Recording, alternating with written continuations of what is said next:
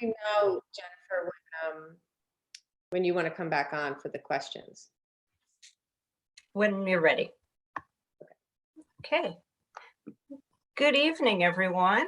For those of you who don't know me, I am Jennifer Keller, the programming coordinator at the Westport Library. And on behalf of our event partners this evening, the Westport Artists Collective and the Westport Arts Advisory Committee, welcome. I am very excited to share tonight's author with you, but before I do, if you have any questions at all for Molly Peacock, please type them into the Q&A tab. We will ask as many of these as we have time for at the end of the conversation. Also, you should know that book plate signed copies of Flower Diary, in which Mary Hester Reed paints, travels, marries, and opens a door, will be available for purchase through 10 p.m. tonight. And it's a gorgeous book. You may need to buy some for gifts this year. So it is now my pleasure to introduce you to Molly Peacock, who you may have known previously wrote a biography of another strong woman titled Paper Garden. Mrs. Delaney begins her life's work at 72, and she has produced 7 volumes of poetry. If you've seen poetry on New York City buses and subways, you can thank Molly for that as well. Tonight's moderator is Westport's own Dale Najarian, an internationally recognized artist and activist coordinating the hashtag unloadusa.org, an organization that uses the arts to drive the conversation to end gun violence.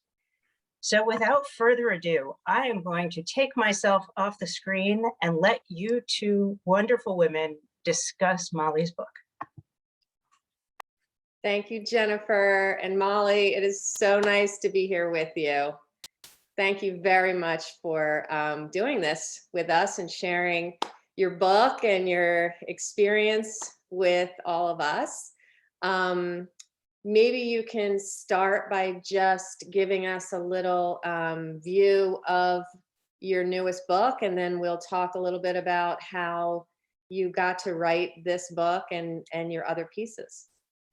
Well, thank you very much, Dale. And even though we can't see you, we can, Jennifer, I think you know, you can hear us. And I just want to thank Jennifer Keller and the Westport Library for inviting me and for providing this opportunity for book sales. I sent her signed book plates that the press has specially designed out of the elements of the cover of the book. And I just want to show this to you because it is a biography, of course. As you can see, it's written, but each chapter is headed with an illustration, and the illustrations are on really beautiful paper. And the interludes in the book, and I'll tell you what the interludes are in a little while, are on a different color paper. So it's designed as a kind of art book, and you can get to be a little bit familiar with the art of Mary Hester Reed, because she is a name you should know. We all should know her name. She was an amazing late 19th and early 20th century painter of luscious floral still lifes and atmospheric landscapes. One of the first generation of women painters to get married and not stop painting. She was a foremother of Georgia O'Keeffe.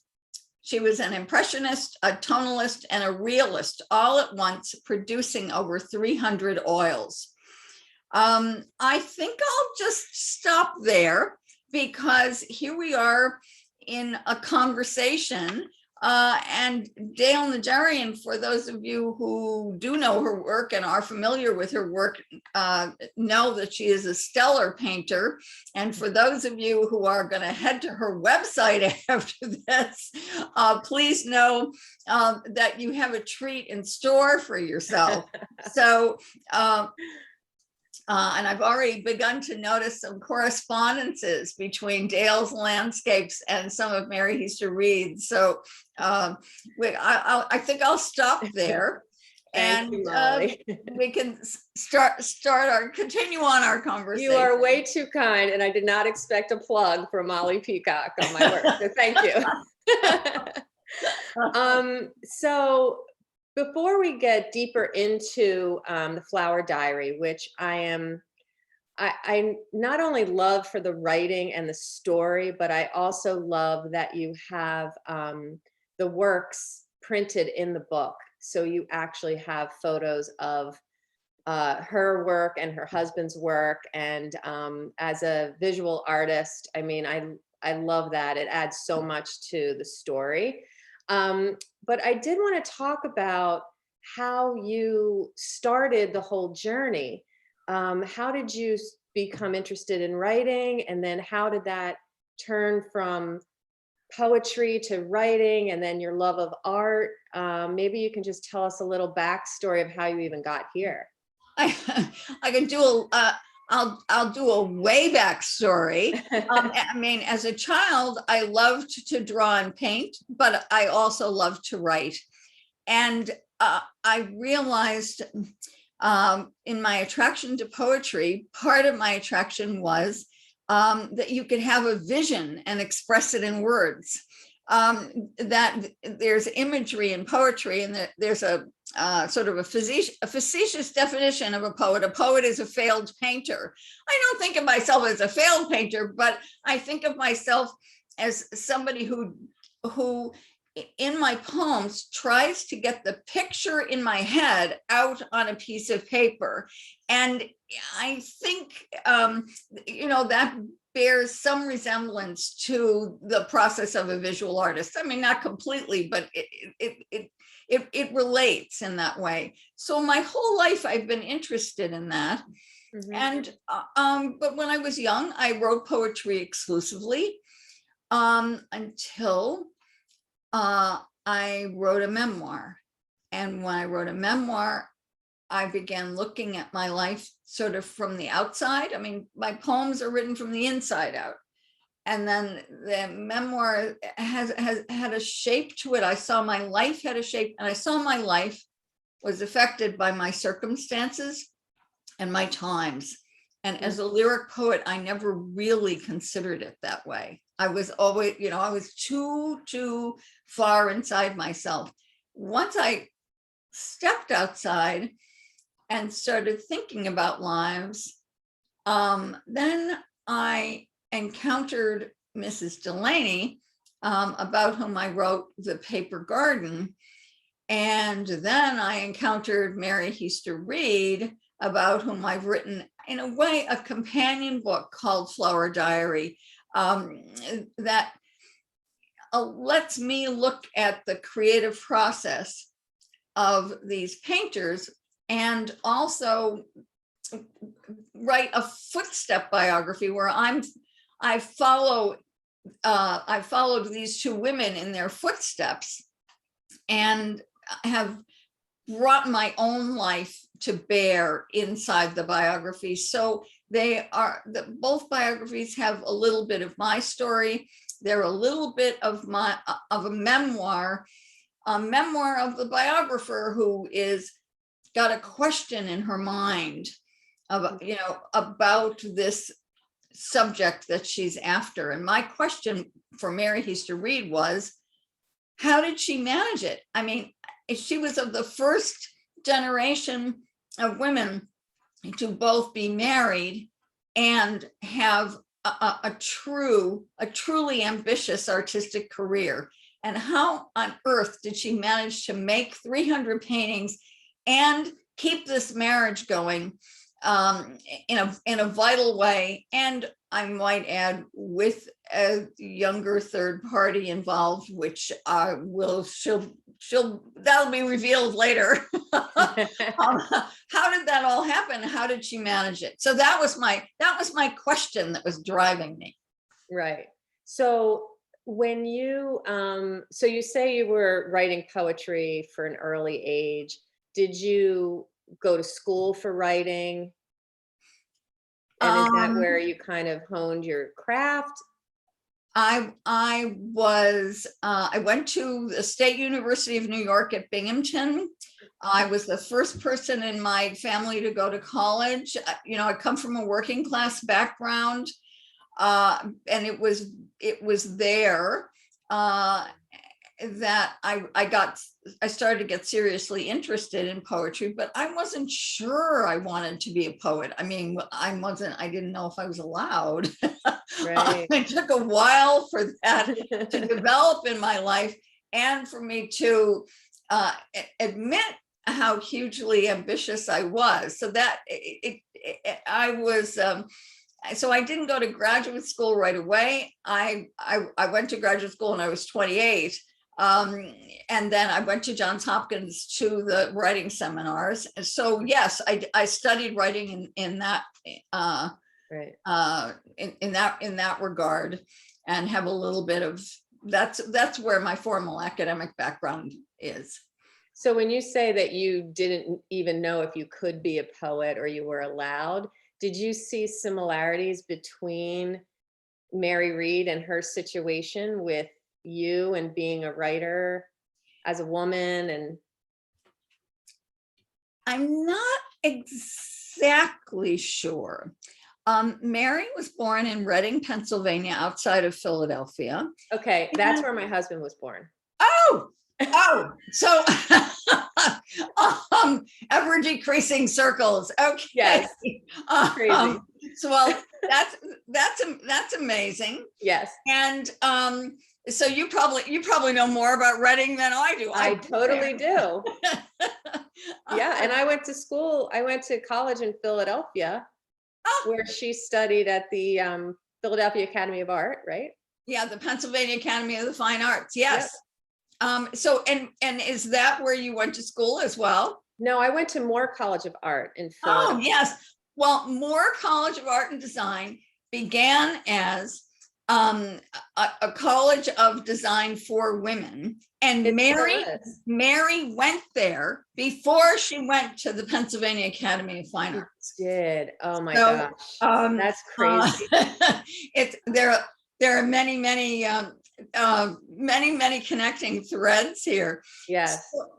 So Mary was born into a fairly distinguished family. She had an ancestor who was a signer of the Declaration of Independence. She had an ancestor who was called the American Linnaeus because he was of his botanical interests. Her family were German Lutherans who came into the United States, into the Philadelphia area just before the American Revolution.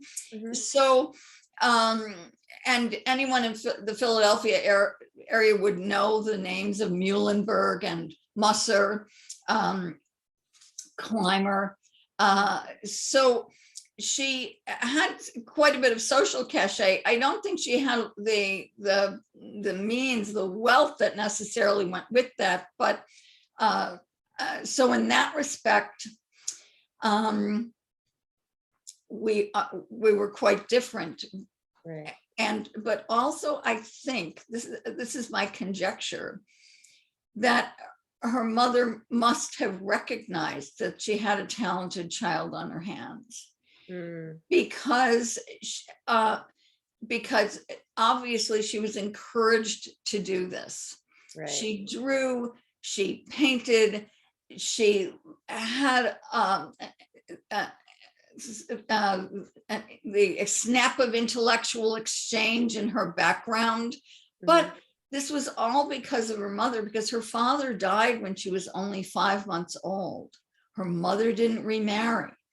So her mother ended up being a single mom for 2 daughters, which is extremely unusual at the time, and they lived in their own household, also unusual.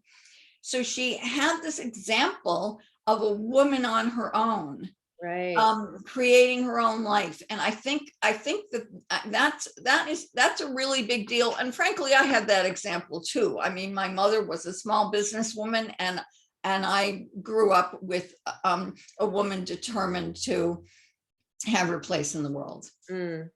Well, one thing that I realized when I was reading the book too, that Mary's husband was extraordinary also, because most men in that time would not allow their wife to work, period, but work as an artist alongside of him, who was also an artist. So the fact that he had to keep his ego in check and allow her and frankly, like, celebrate her as an artist is really remarkable, I think, during that time.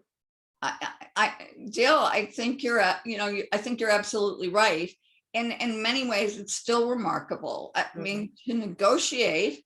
I don't know how many people in our audience are writers, artists, musicians, performers, do something for their creative life and have to balance that with having a family, with Right. keeping a marriage going.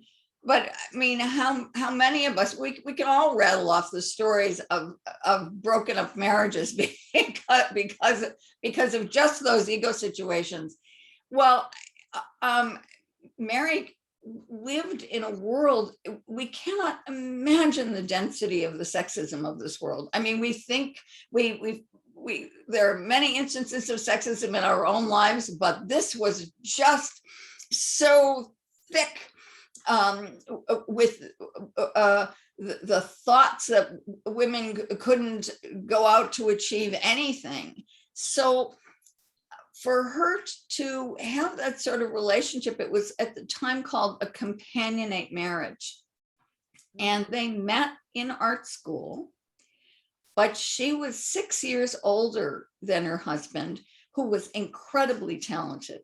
He was an Ontario farm boy who, I don't think he saw a real oil painting probably until he was 19 or 20 years old, but he loved to draw and paint. And was extremely talented and played many musical instruments. And maybe in a couple of minutes, I can show you a picture of him so you'll get, I mean, he was a sexy guy, full of energy. And there was that deeply physical connection between them, I think. And this sense that because they both met in school, that they were going to continue on. And he legally, he had every right to stop her. I mean, absolutely. And I have to say that she did everything for his career. He was in their lifetime, the far more famous painter, the far more lauded painter, well-positioned, president of all of the art organizations of his day in Canada, all of that stuff. So it was I think of her as a stealth feminist. She walked the line. She really, she gave a big party for every big painting that he finished. She was there as his amanuensis, but at the same time, when he built houses for them, he built them with side-by-side studios. So I mean, you just don't hear of many stories back then being that cohesive in a marriage. You just don't. Yeah. So that's incredible. So before you show some of the images from the book, I just wanted to ask you, so the Paper Garden and the Flower Diary, were those the first two books that you did that you had to really study the history and get all the facts right? And how did you go about doing that? Was that totally like stressful? And were you thinking, what the heck did I like? That is exactly what I thought. I mean, I through both of these books, I mean, there are many moments I thought, what am I doing? Why am I doing this? Because I'm not, I mean, essentially I have the personality of a poet. I don't have the personality of a scholar. My husband, who has since passed away, but I knew my husband all of our lives since we were 13, and he was a scholar. So I was around someone and other people who did this kind of deep investigation. I mean, people who were comfortable with footnotes. I am not comfortable with footnotes. I've created a lot of footnotes, but I really, he would laugh at me because I would go over things thinking, oh, I probably got this wrong. And I had to feel my way into these books. But it was, for me, these biographies are creative acts underpinned by the research. Many biographers, their research is front and center, and their interpretation or relationship with their subject is very far underneath that. And my books are much more open about my questions about the subject, my ideas about art. I feel confident because I practice in art. I am an ambitious artist. I understand my own creative process and can extrapolate from it, not with hubris, I hope. Do you know what I mean? Yeah. Modestly, but with a connection to my subjects. Right. So Mary Reed, I think I read that she lived in your hometown. Is that correct? Yes. She lived actually in Toronto. were like Yes. walking by buildings that she. Yeah. So is that how you were interested, like how you first became interested in her or heard about her? Well, what happened was after I wrote The Paper Garden about the 18th century collage artist Mary Delaney, I was asked to give a talk at the Art Gallery of Ontario about a single painting. And I was researching 19th century botanical artists. And I said, oh, hey, have you got any 19th century paintings of flowers by women? And the curator said, yes. And she leads me to this painting called A Study in Grays, which I'll show you in a couple minutes. And I'm looking at this painting and it's got 3 objects and 3 groups of roses, and it's divided into 3 horizontally, and it's divided into 3 vertically. And I said to the curator, what's with all this triangulation? And that's when she told me the story of how Mary Heaster Reed, when she was ill and in her last days, said to this younger painter, George, meaning her husband, George will be needing a wife, and I think it should be you. So she actually attempted to direct these lives after her own passing and unite this husband with his second wife. And when I saw the triangulation and I heard that story, I thought, I'm in.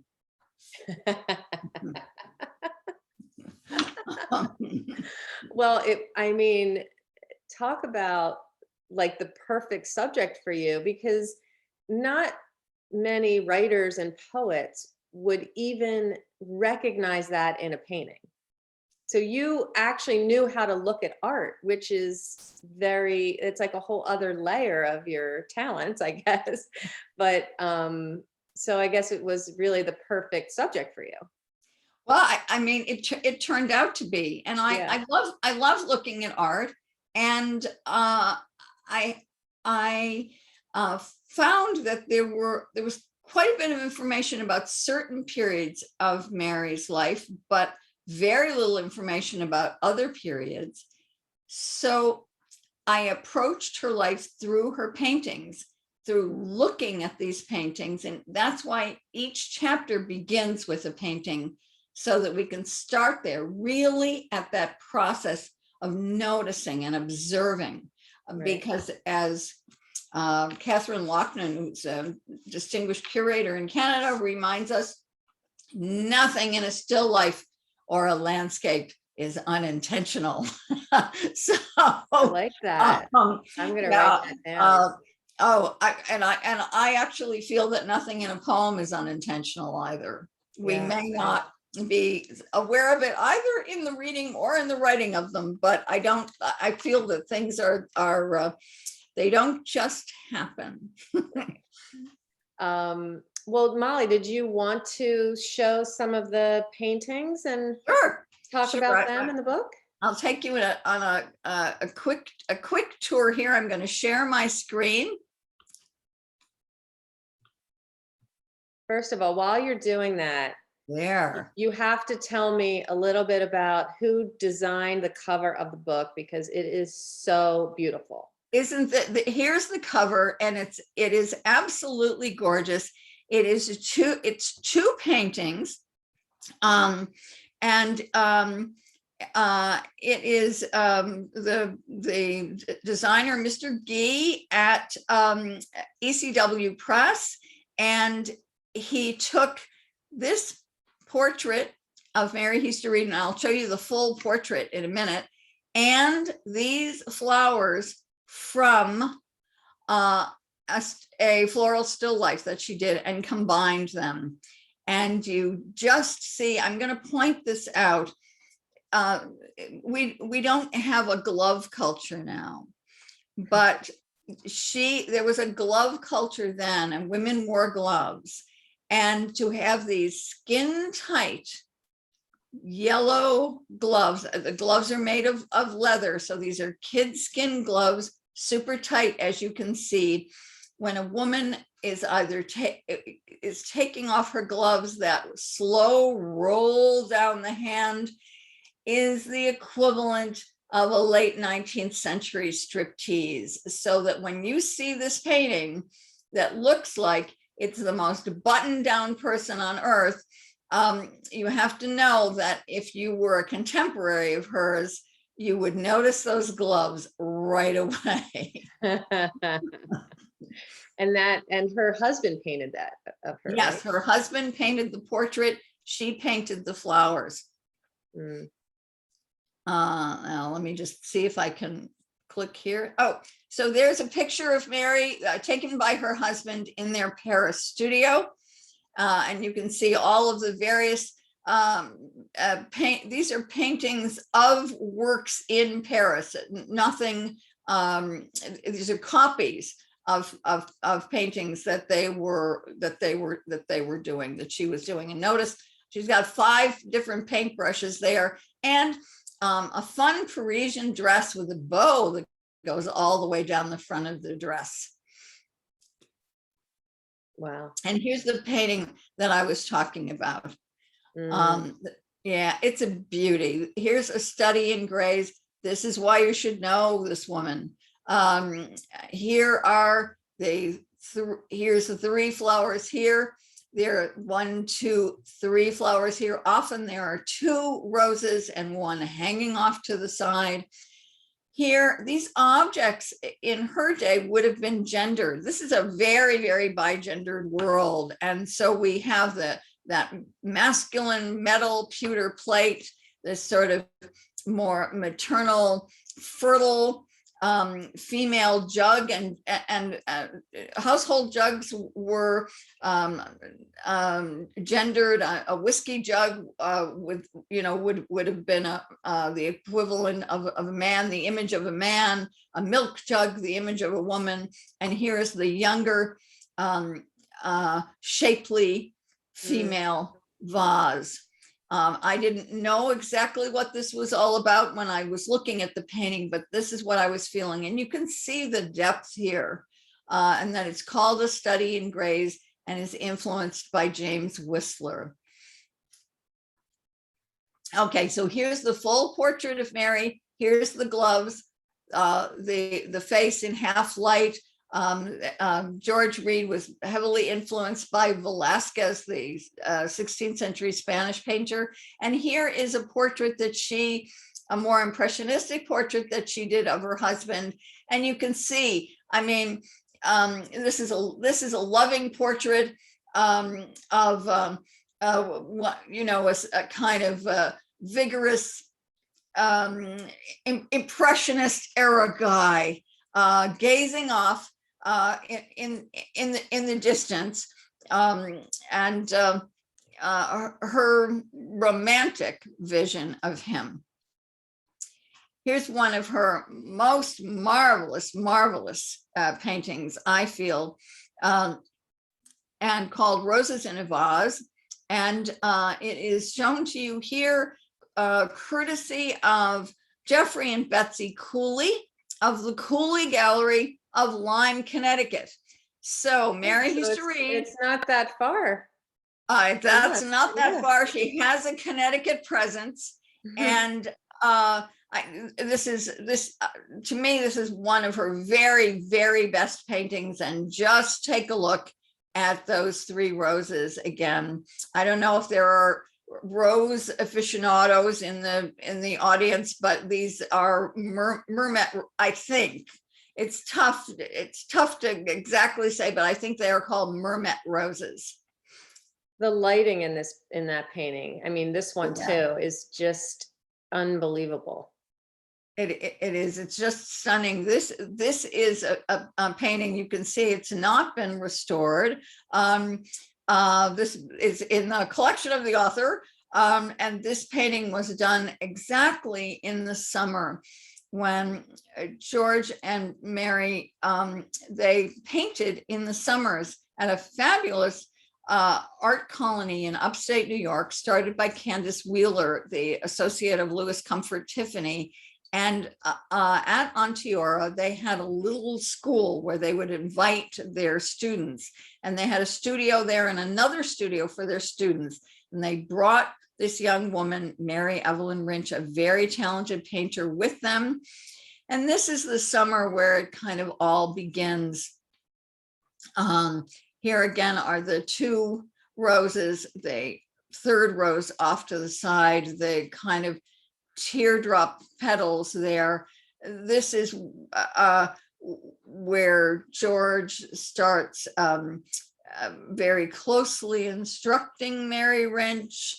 He starts doing portraits of Mary Rynch, and this a triangulation begins in their marriage, one that can be very fraught, very productive, very, very fascinating. Mm. Here's one of her wonderful chrysanthemum paintings. She often painted Asian pottery, and here is her a ukiyo-e print that she, I think, bought in Paris, and during one of her 2 stays there. They were travelers. They went and studied in Paris and painted in Paris twice. And this is a wonderful painting, a kind of breakout painting for her, because right after she did this, she got herself a job as a travel writer, going through writing a travel log of Spain, and her husband becomes her illustrator.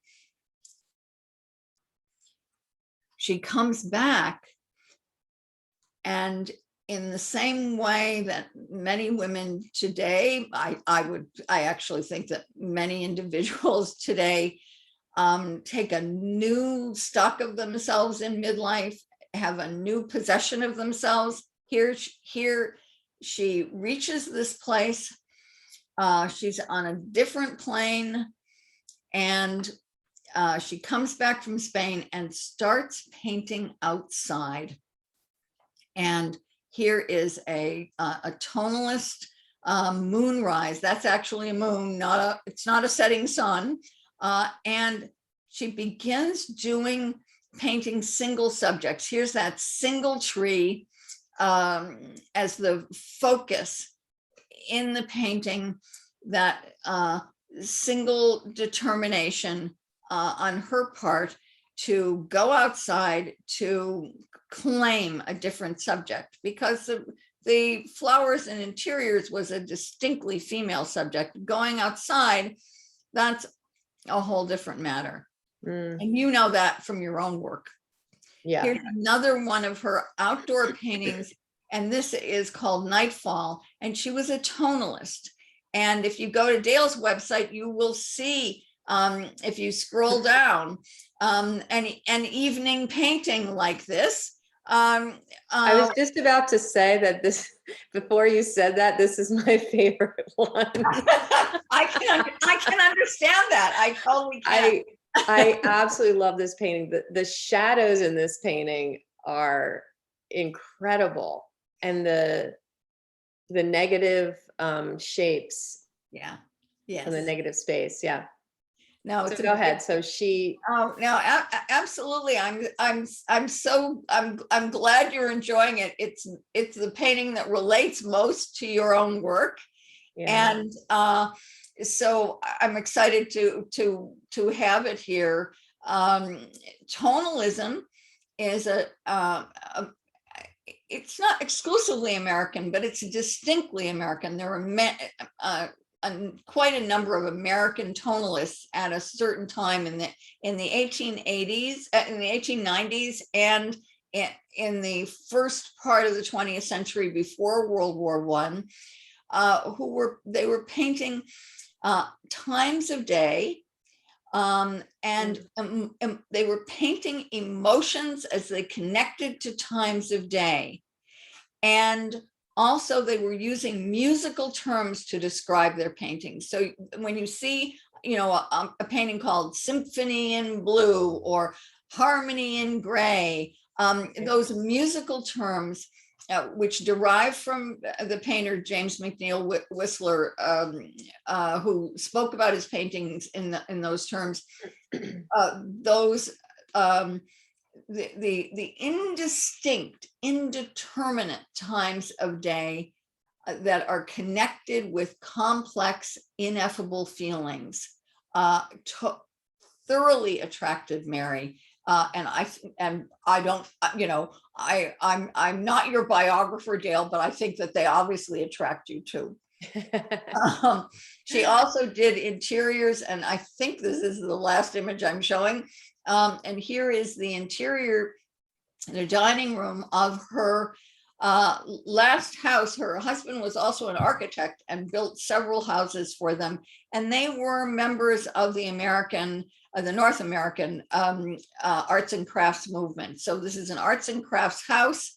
And there is every reason to think of interior paintings by women of this era as self-portraits. And you can see there's just one chair at this table. And this sense of this is when she paints an interior, it's also a painting of interior life. And there we are. And I'm not gonna leave this up too long here, because these links are to other places to purchase the book, but tonight you can purchase it through Westport Library. Great. So I'm going to stop my share here. Oh my gosh, I love that. And so now that the book is finished, where are you going?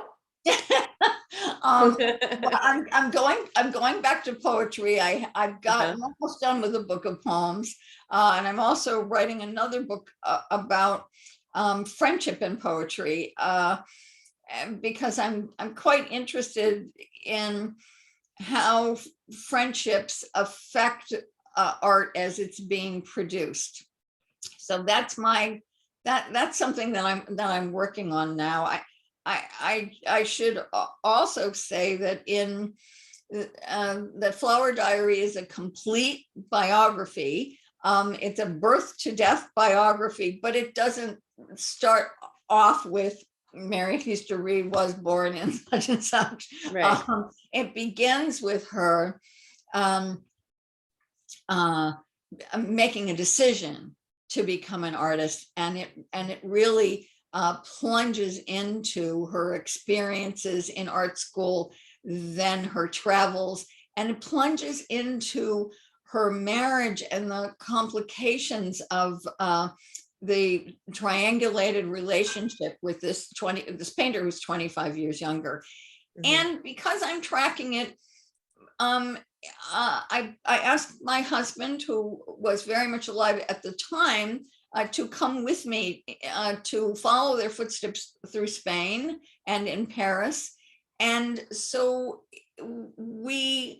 it's a portrait of my marriage as well. Oh, that must have been incredible to experience that. So it's like you're working, you're researching, and then you're basically able to see a lot of the same things that she saw and do as a couple, what they did. And Yes, that's really, yeah, to stand in places as a couple where they stood as a couple. right. And to think about that and to write about that a bit as well. I mean, I know the story is about her, Mhm. but as we said in the beginning, it really is about them as a couple, because she would not have been where she was if it weren't for her husband and the support that they had. And the fact that he was such an established artist, I'm sure that not that he went off of his coattails, but he was able to introduce her to, that art world and Absolutely. able to travel. So Absolutely. yeah, so it's interesting that, so when did you go on that trip with your husband? Or was it multiple trips? Well, we went on multiple trips, but that big one in Spain was in 2015. So yes, this book has taken 8 years to write. That was my next question. Was it hard to track down all of her artwork? Yes and no. Because she's not that well known, so it's not like you could find, a catalog of all of her work. There is a catalog of her husband's work, and there is a catalog of a show. She was the first woman ever to have a show at the Art Gallery of Ontario, which is the big art gallery. There are a number of art galleries, obviously, in Canada, but this is the big Toronto gallery. Mhm. And so there's that memorial. And then in 2000, there was another exhibit of her work. So there was a catalog done of that. So there are scholars who have been working on unearthing these paintings, and I have really depended on them for this biography. But at the same time, they're in various collections. But at the same time, there are a lot of Mary Hester Reed paintings in private hands. Just put a Google alert out for those paintings, because they come up for sale, they come up for auction. It is possible to get one. Oh, that's great. Well, I think Jennifer might need to come on, because I'm sure we have a few people who want to ask you some questions. I'm sure I haven't covered everything. So, Jennifer. Okay, well, thank you both so much. We do have some audience questions, so I hope you're ready, Molly. I hope so. One of our attendees said, how did you choose Mary Hester Reed to write about? It really was that story of being led to that painting and thinking, wow, this is an important and beautiful painting. I don't know anything about this woman, and here's this incredible story of this love triangle. What's going on here? and I was interested in this relationship, and I've thought a lot about the supports of my own marriage and our corresponding lives and the ways in which we've influenced one another creatively. And it began to fall into place. And also there was an online auction, and I'm not a person of the kinds of means to become an art collector, but I saw one of her works in an online auction, and I was able to get it for a price I could afford. And once I owned one, I mean, I was sunk. I was in. Okay, so we should just toss you names of other female artists. Is that what you're saying? Then we can get more of these kinds of biographies. Well, I need the 8-year chunks also of time.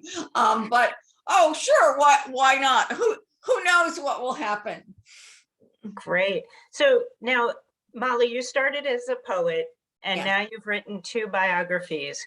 What do you, obviously there's got to be a difference in the way you approach the writing for both. Can you talk a little bit about your processes for both poetry Sure. and for the biography? I am a hand writer early in the morning in bed of a poem. I tend to think about what the poem is the day before or a couple of days before. I think, well, what is it? I'm kind of steady about it. When I had a full-time, very demanding job, I wrote a poem on Saturday mornings because it was the only day of the week I had a clear head in the morning, and I would start thinking about my poem, say Thursday, Friday, and then Saturday morning, get up and write it. I'm a morning writer, and I love the idea of that pen or pencil in my hand and being in bed in a hypnagogic state, sort of awake but not fully awake. Biography is entirely different. It's much more conscious. And I have to be awake because it involves a computer. Because I'm writing on a computer, I'm composing on a computer, and I'm researching. And biography is so weird. You can spend a whole day gathering the underpinnings, the facts for what comes out to be one sentence. That's all you got. So it accretes. It takes a long time, but a life starts forming in front of you, and I'm completely entranced and enchanted by that process too. But I have to say, I come to it as a poet. I never give up writing poetry. I love writing poetry. That is my interior life, and that is in some ways my primary art. But on my website, I say it's just, I'm a poet and a biographer. It's human lives that interest me, and in both of those forms and formats. Do you have, So- wait, can I ask one question, Jennifer? Absolutely. What about fiction writing? I wrote a little book of prose poems that the publisher called fictions, but I don't think of myself as a fiction writer. I can't make things. I know this sounds weird. I can't make things up. I would be like, if I were a filmmaker, I'd be a documentary maker. I would be a poetic documentary maker if that's possible. I love reality. I love the truth of things. I grew up in a family where many things were covered up all of the time. There was so much that you didn't talk about, etc. So as I went out into the world, finding out the truth, finding out what really happened, just was so compelling to me. And even I read novels all the time, and I think, oh, gee, maybe I could have written this Mary Easter Reed story as a novel. And then I said to myself, no, Molly Peacock, you write the biography. Somebody else will write the novel based on what you've done. But if somebody doesn't do what you did, they won't be able to fictionalize it. So I have to leave that to another person. Good question, Dale. So another one from the audience, Erica says, and I'm going to read this word for word. Molly once said that she thinks people turn to poetry when they can't find the words, like at funerals and weddings. Would you say the same for finding solace in paintings? Ooh. Dale might have a response to this. I can give you my response. I mean, paintings are wordless. So, and to me, painting is very emotional. But it's disconnected from language. You do it with another part of you. And so I'm not absolutely sure, but I know that people bring inner passion to painting, and they don't know what's going to happen on that canvas. They don't know how those colors are going to affect one another. They don't know how those shapes are going to affect one another. They're there and capable of being surprised, and that happens in a poem as well. I do think that poems are about the things that we haven't been able to find words for, and therefore start searching for them and find those words in that poem. And I have a feeling that paintings take shape as the painter is looking for those images to make sense and of their lives, in their lives. And I do think that if you're a still life painter, especially still life painters who paint the same objects over and over again, there is something that you're bringing something of yourself to that as you change in interior ways. So the light changes on that object, and that object becomes slightly different and invested with different feeling. I can only kind of describe it in that way. I hope that's an answer. I think that's an answer. I think it's a much more eloquent answer than I could have given. So yes, I say that's an answer. Dale, do you have any last words for Molly or for the audience at this point? Just that, I mean, this is so lovely, Molly. I just loved every minute of it. And I wanted to let you know that we also share a birthday, June 30th. Oh my God. I know. Wow. I know. Wow. Isn't that so funny? Yes. Oh, I know. We're in the birthday club. Well, this is, I am absolutely floored and flabbergasted. I have a little interest in astrology, so I think this is a lot of fun. Yes, I know. Well, there are many people born on June 30th, but one of my favorites is Lena Horne. So we share a birthday with Lena Horne, and also with Mike Tyson. I don't know if we're capable of biting off somebody's ear or not, but I think, it's fun. It's fun to have something in common. Yes, with I agree. the other people who are born on the same day you are. So I'm overjoyed to meet you. I know. It's really fun. I know. When I read that, when I was starting to do some research for tonight, I saw so many different connections, and I just love your writing and your work. I'm excited to read your poetry, and thank you for joining us. It was just a real pleasure. I loved it. And thanks, Jennifer, for having me.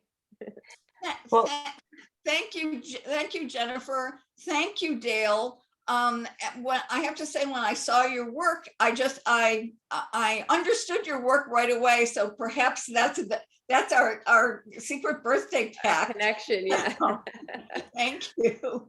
Wow. Well, I don't know about anybody else, but I just got chills on my back. So on behalf of, again, of our event partners, the Westport Artist Collective and the Westport Arts Advisory Council Committee, thank you both so much for this amazing evening. And for those of you watching from home, remember you have until 10 p.m. to order your autographed copy of Flower Diary. And Molly has signed, they are gorgeous book plates. So you definitely want one of those.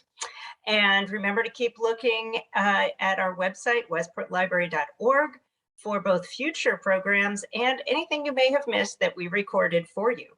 So thank you both so much, and happy reading and happy looking at more art. Thanks. Thanks.